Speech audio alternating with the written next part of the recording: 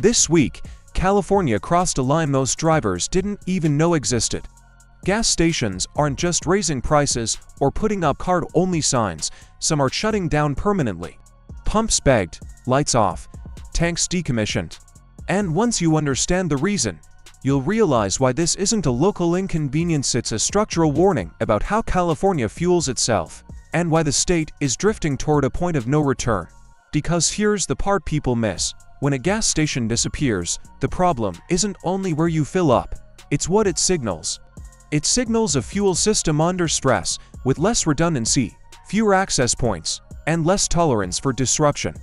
In a state that already lives with high prices, the loss of retail capacity turns expensive into fragile, and fragile systems don't fail politely, they fail suddenly. If you're the kind of person who likes to understand what's actually happening beneath the talking points, you already know what to do with this channel.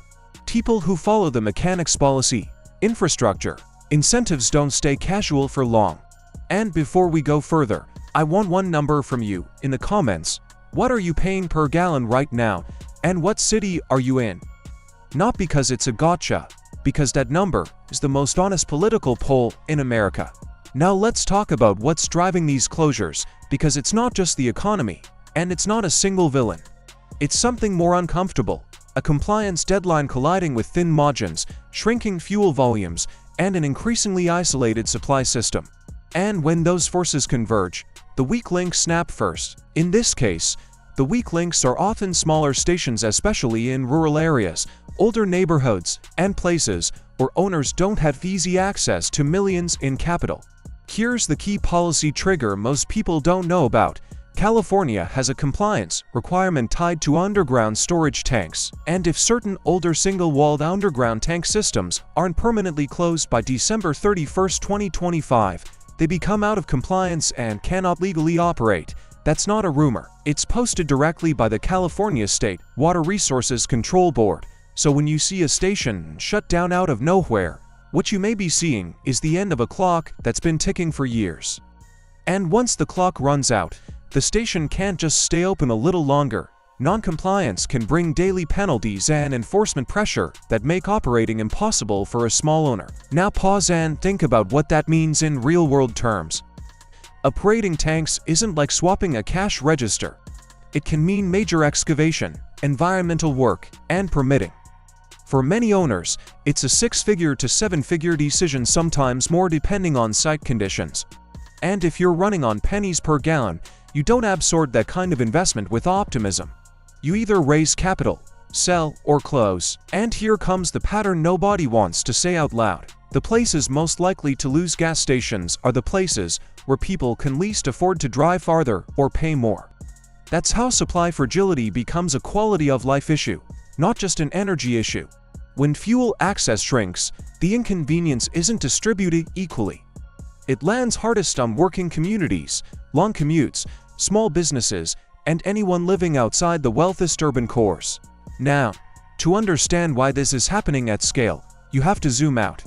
California is not Texas. California is not the Midwest. California operates like a fuel island. The state has special fuel requirements that make its gasoline market more isolated and more vulnerable during disruptions. The U.S. Energy Information Administration has explained that California's special gasoline blend burns cleaner, but is more expensive to produce, and crucially, refiners outside the state generally only make it specifically for California's market. That single fact changes everything. When you're a special blend market, you don't have unlimited backup suppliers.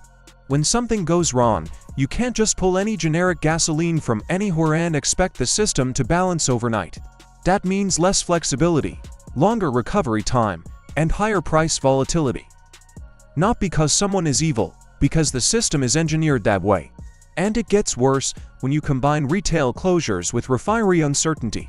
California has been losing in-state refining capacity over time, and the state's own planners and outside reporting have documented how refinery outages and capacity changes increase import dependence. Reuters, for example, reported that California fuel imports surged during refinery outages and highlighted how the West Coast market is isolated, with much of the imports coming from Asian suppliers.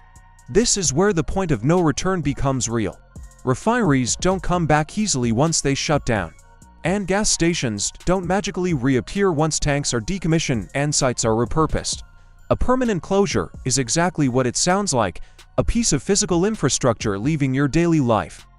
Now watch what happens politically when the physical system tightens. The governor's office can hold meetings, it can apply public pressure.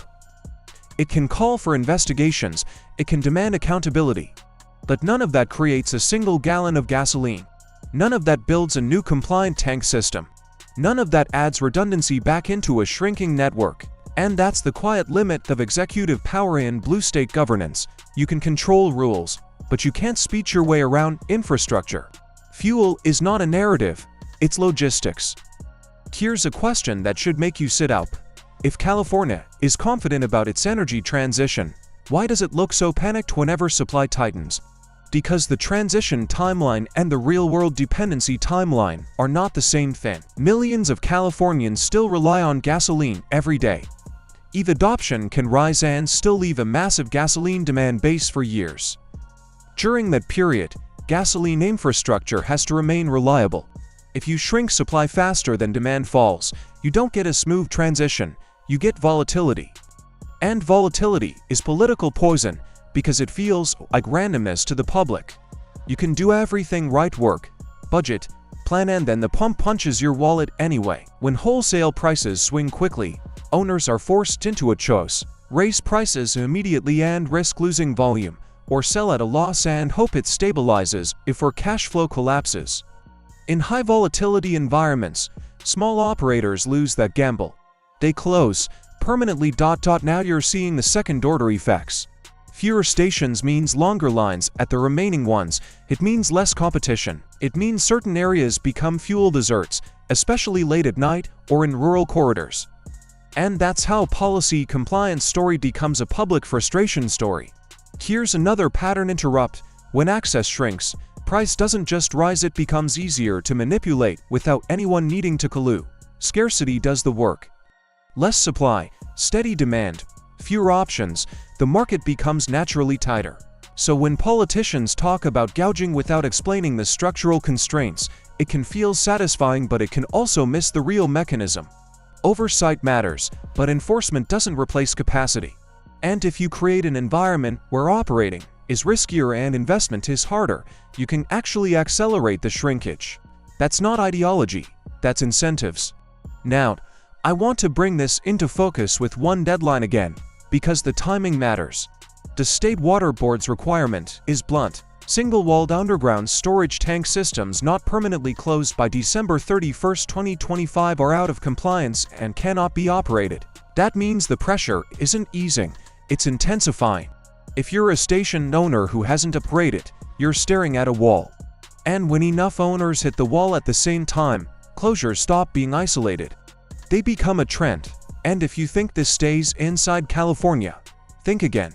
California's fuel market affects the entire West Coast. Disruptions can ripple into neighboring states that depend on similar supply channels.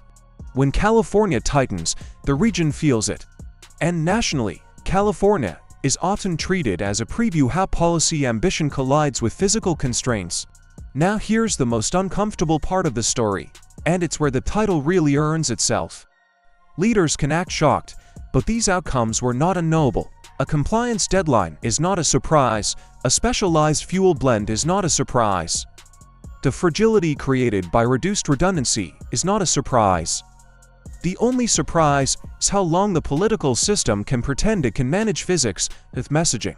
So where does this go next? If closures continue, California's gasoline future becomes more volatile by design. You become more dependent on fewer stations, fewer refiners, and more imports. Imports can help, but they're slower, often more expensive, and more exposed to global disruption. Reuters has documented periods where California imports rose sharply amid outages, with significant volumes arriving from overseas suppliers. And California's own energy communications have discussed imports and market conditions during tight periods. And when imports become a bigger share of the plan, your fuel price becomes more connected to events California can't control: shipping constraints, refinery problems abroad, weather disruptions, and global competition for supply. You don't just pay more, you lose predictability. And predictability is what households and small businesses need to survive. So here's the bottom line. This isn't just about gas stations. It's about a system that's shedding physical capacity while demand remains stubborn. It's about a compliance wall arriving at the same moment the supply chain is already tight. And it's about the limits of executive power and the commodity at the center of daily life doesn't respond to speeches, investigations, or slogans. If you want to see how this story ends, watch the pattern, not the press conference. Watch how many stations disappear. Watch how often price spikes happen after routine disruptions. Watch how quickly California pivots to impulse during crunch periods. And watch how political rhetoric changes when the public stops believing volatility is temporary. Because once closures become permanent, normal doesn't return, normal gets redefined. And I'll leave you with the question that matters most. If California's policy timeline assumes gasoline is fading fast, but millions still depend on it every day, who's being asked to carry the cost of the gap? Is it the people with options or the people who still have to drive to live? Drop your city and your price per gallon below, not as a complaint, as a data point. Because in California, the pump is the scoreboard. And the scoreboard is telling a story that politics can't edit.